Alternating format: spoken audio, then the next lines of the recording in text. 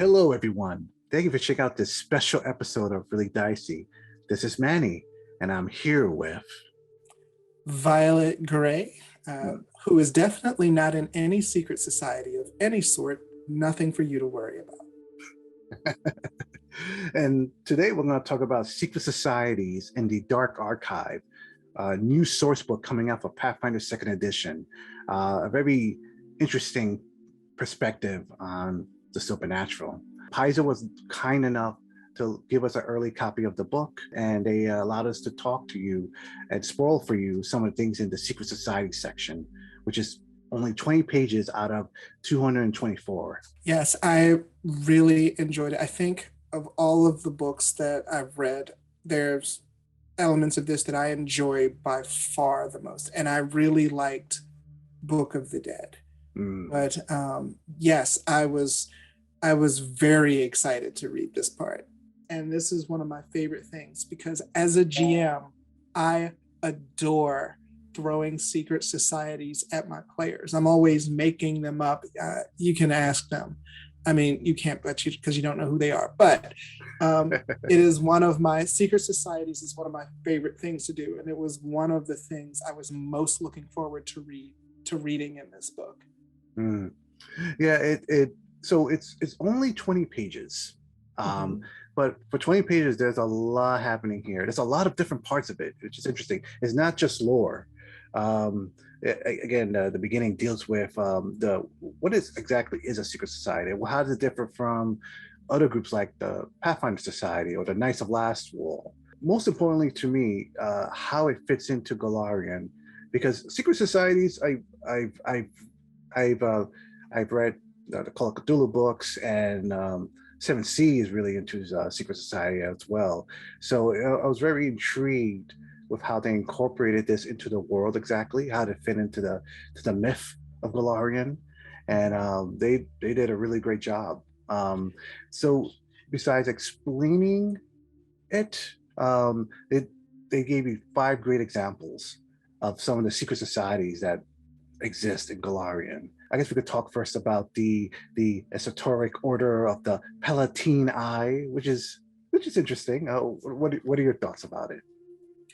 I thought that it was a really interesting way to start.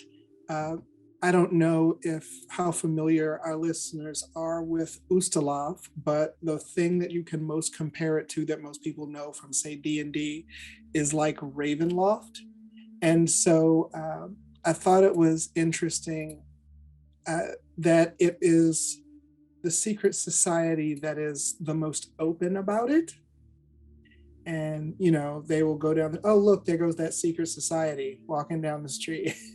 It talks about how they have big cathedrals and they're okay with people knowing who they are, even if they actually don't know their goals. And I thought that was a really interesting way to tackle it, an open secret society. I thought that was an interesting. The mandates for it are interesting. It encourages enlightenment, but on their terms. And if that piece of knowledge is not to their liking, their job is to keep it hidden from the world. The second one they talk about is the way of the Kirin, which is great because it's not the other societies. You kind of get the feeling like, yeah, they're pretty much evil, but yes, I thought that one in particular was interesting because you almost never see secret societies that aren't evil, because the assumption is that if you're hiding something, then it must be bad. But sometimes society is bad and the things that you hide are good. And the way of Kirin, it says they want things like a just society and fair wages. And of course, if the people in power are corrupt, then people struggling for that sort of thing have to go underground. And so I thought it was really interesting that they are allied with the Pathfinder Society. And I will add once again that they are at odds with something called the Golden Legion, which is this sort of amalgamation of criminals in Chansha, once again hinting at a greater lore in Tansha that I'm waiting for. They're just Yeah. teasing me. Yeah. Bring out that book. Yes. Using Knights of Last Wall and some of the other previous books, I already have players that are looking to start their own group. Even though there's Knights of Last Wall and there are variations out there, they're already planning their own sort of thing. And having something like this available might be a good kind of template for players to have if they want to create their own society, their own guild of sorts. Yeah, I thought that was really good too. I also think it's a good resource for a GM.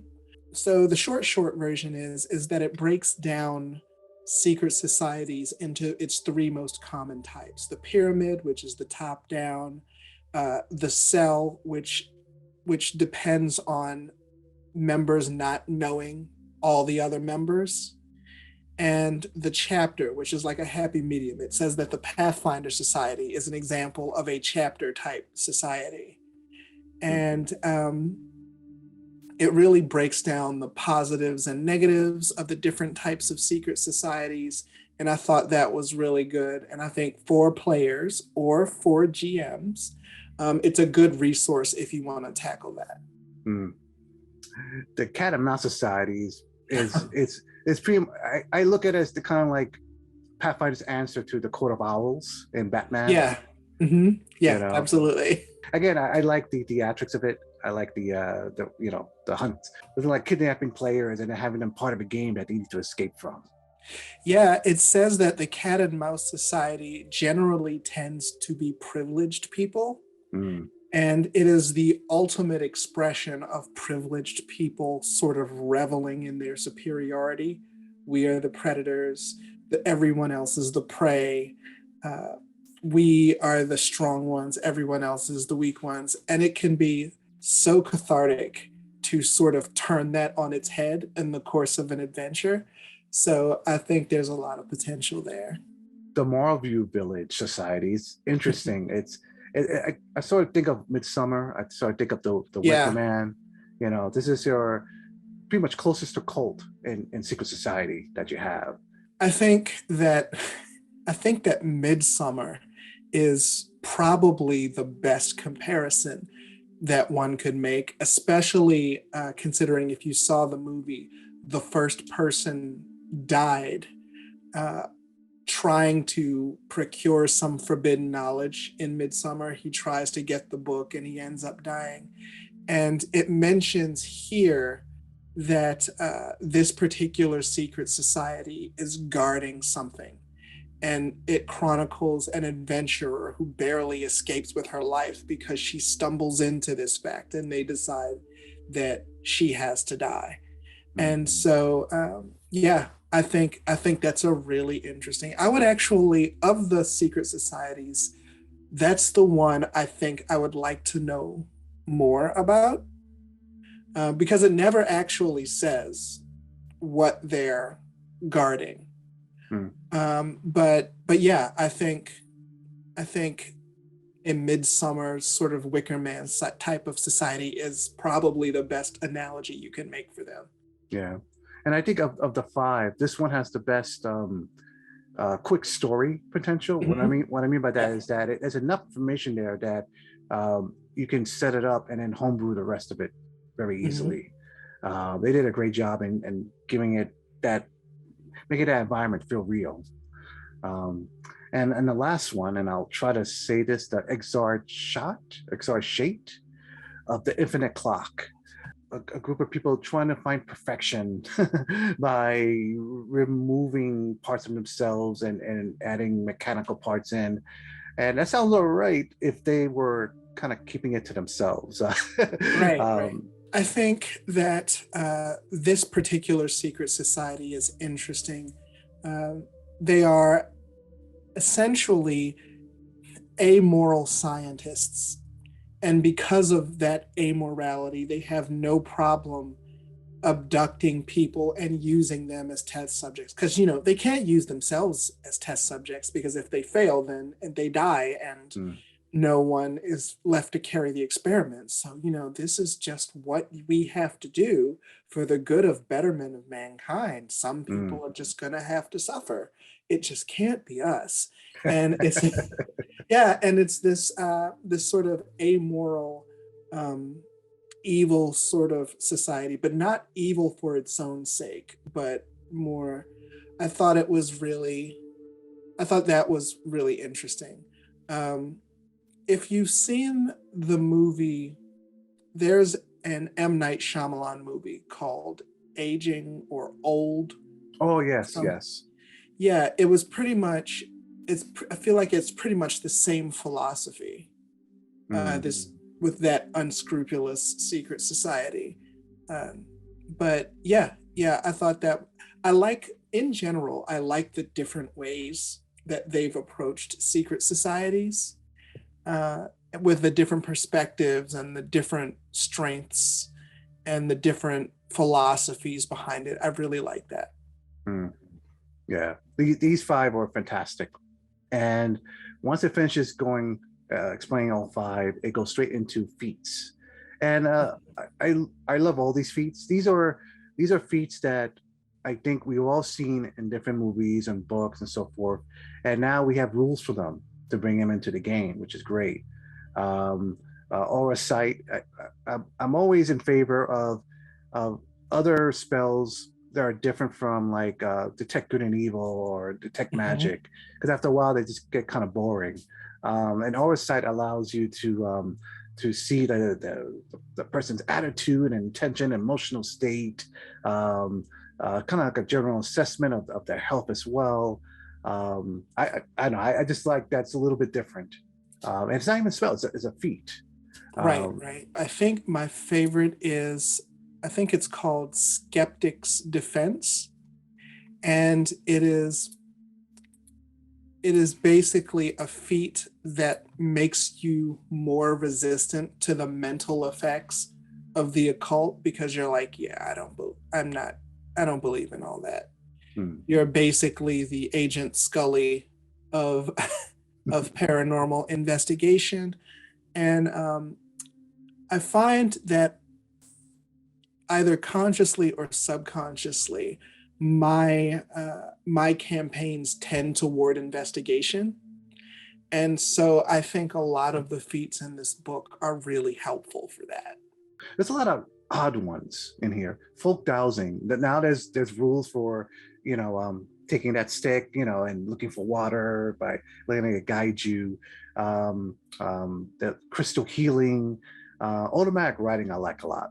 Mhm. The idea that you just kind of sit at your desk and let the spirits kind of give you more information and letting them like use your hand in a sense to write information down for you.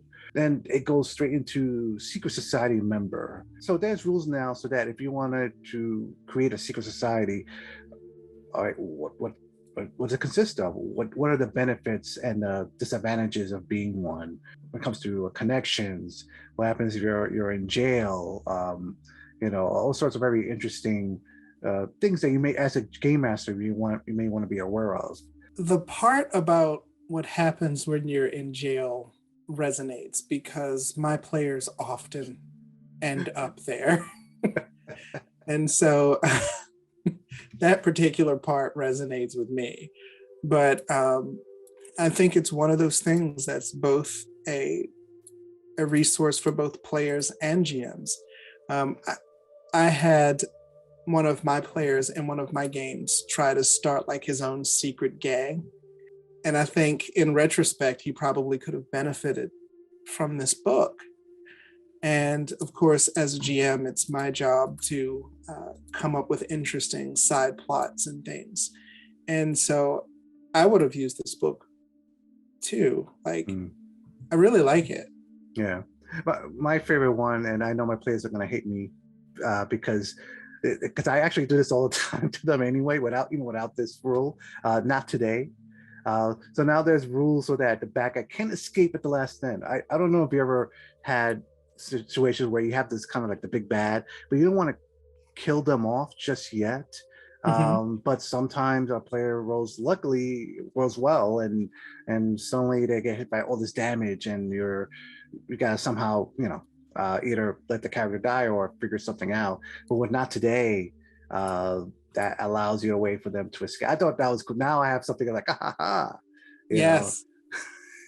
Yeah. The next section, Secret Society gear.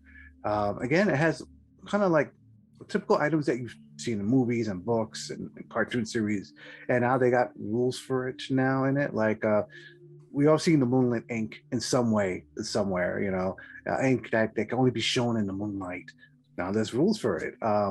Forgetful drops. Oh, now have rules for forgetful drops, which uh, anyone that partakes in it, if you slip into someone's drink or whatever, they kind of wake up in a haze, and I, I think I've done a lot of you fell asleep and then something happens to you and you wake up into this scenario, in this danger type of thing.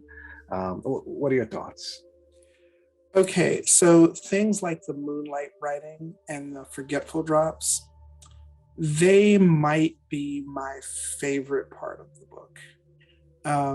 This is stuff that I like to do anyway. And like I said, that a lot of my campaigns tend to lean toward investigative.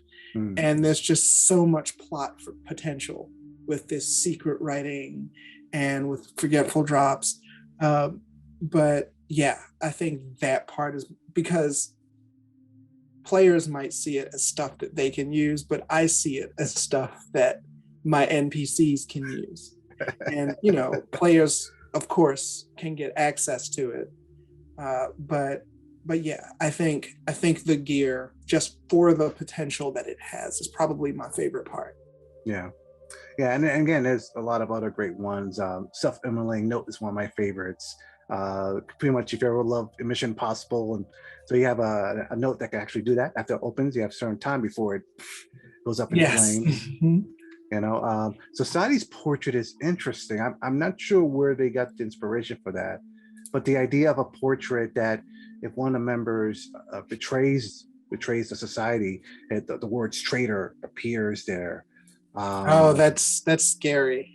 yeah. I thought that was really interesting. But there's a lot of really great little things in here that can really make your stories a lot of fun. So the next section, again, this is only 20 pages, but there's just so much compact in this. So they have a section about secret society membership services, which is interesting. Now they have rules for that. If your player wants to join one, all right, how much it costs to get a political favor, and what type of political favor, and having someone be a false witness for you if you get caught with something and can help you get out of it, or counterfeit items. So this is my personal bias. Just knowing my players, I mean, they can get into all sorts of trouble. They can get into all sorts of mischief with something like this. But then again, from the GM's perspective, they can get into all sorts of mischief, all sorts of trouble with something like this. And I was impressed with this because that part of the book, like the little favors you can call in and stuff, that's something that I actually hadn't thought of. What it means to join a secret society, and when you think about it, people join secret societies for the benefits. And what are those benefits? And it's stuff like this. Secret societies are ultimately about support, even like evil secret societies, except for, of course, the exarchate of, because it says in there that they don't even trust each other, which makes sense because they're all amoral scientists. Yeah. But yeah, I thought that was a very interesting part of the book. So it then goes on into an adventure, Shaking the Helping Hand. Very okay. So I didn't expect this type of adventure for it. I figured it'd be something maybe a little more classic, But it's very interesting. It deals with the with Shadow Absalom. It deals with operas. Mhm. So there's a lot of very intriguing stuff in it. What are your thoughts about it? I thought it was really similar to actually a homebrew thing that I did concerning the opera in Cheliax.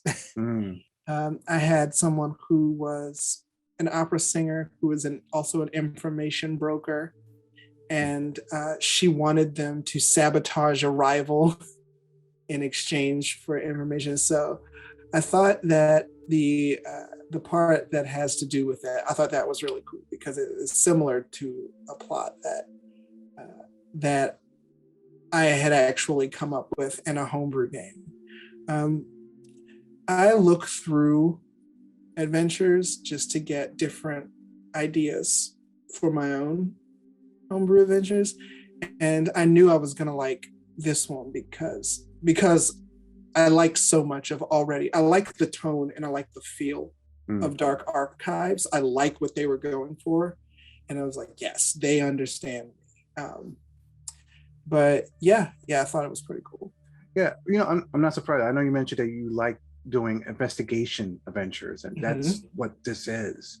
For me, even if I don't run this adventure, the fact that now that I have like maps and information about having if I want to do a situation at an opera, Mm-hmm. or opera house or playhouse, and now I have stuff for it, which is very exciting. The last two pages. There's a background and there's a spell, a level 4 spell. And I love how they did this. They give you this first before they explain what this is, what the background is or what the spell is. They give you this whole story behind Mm-hmm. it, to really give it some really interesting background information for it. And they are empty whispers, which is you pretty much get ability boosts from uh, the dead, pretty much Mm-hmm. from hearing the whispers of the dead. But I have to say the false nature one, that story was excellent. The blacksmith who thought the duck that he had, which he couldn't detect it, was an anvil, and people trying to convince the blacksmith otherwise. And then it tells you how the spell works. I look at this spell and I can see this. I can see my players using this so much. Okay, so the potential for that one. There was a movie called Oculus, Hmm. and it was about a ghost that did this exact spell, that would make people see things and see them as something else. And there's a very particularly tense scene where the ghost made someone see a light bulb as an apple. Oh gosh. Yeah. And she was just about to bite it, but then something stopped her. That's the sort of thing I could see, especially in a book called Dark Archives. Hmm. The potential, just the sheer potential for a spell like that, I think is really interesting. Hmm. That is it. It's only 20 pages, but wow, it fills with a lot of great stuff. I feel like overall, this section understands me. Hmm. I don't know if anyone can see me, but I'm currently wearing a black hooded robe with candles in the background. Yes, this, I feel it resonates with me. I like the gear, I like the spells, I like the sample secret societies, I like the feats, I like everything about this section because I'm a spooky investigative type already. It's the sort of thing that I like, and I really like what they did with this one. Hmm. Yeah, this is fantastic. The whole book is really good, and Mm-hmm. I'm very impressed. I thought they said enough about the subject of the supernatural with Book of the Dead. I figured that was it, and I'll move on to something else. Then they come up with this. I'm like, how much more can you say? Like, there is a Yes. lot, and they did a great job in expanding my thinking of Pathfinder and what you can do there as well. And again, the whole book has like 2 new classes and a whole bunch of case files, and in 20 pages alone, if I got this like as a PDF separately, I would have been very happy with it. Yeah. So Book of the Dead has like this supernatural. It's about all things like undead and supernatural and sort of spooky. And I feel like a lot of this book is like, okay, you have the reference of Book of the Dead and the undead and the danger they present and the occult. Now, what do you do about it? And I feel like this book sort of answers that with a lot of the feats you need and a lot of the gear you would use to tackle things like what's in the Book of the Dead. Why don't you join our secret society and like and subscribe to watch more videos? Again, I will put a link in the description below where you can find a copy of the Dark Archive if you haven't already. Know where to get it. But yeah, thank you everyone for watching. Stay safe. We'll see you soon.